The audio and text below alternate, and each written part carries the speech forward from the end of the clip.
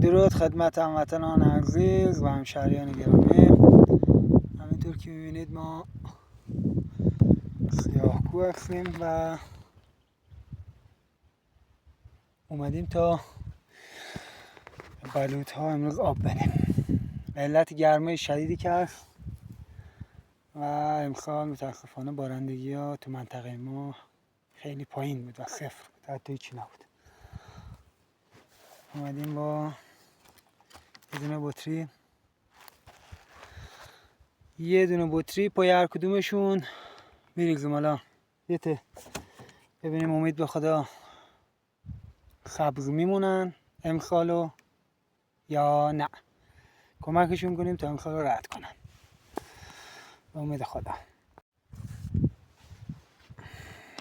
این هم شیشه،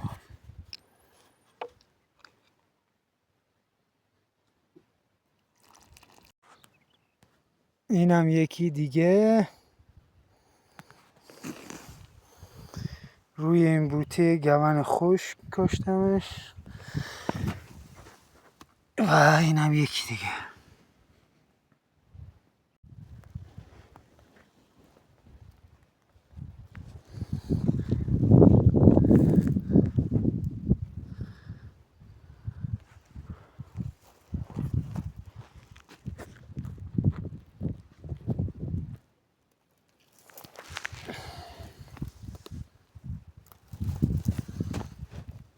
این هم از سیاهکوه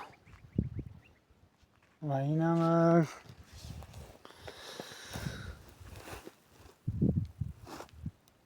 بلوط هایی که کاشتیم.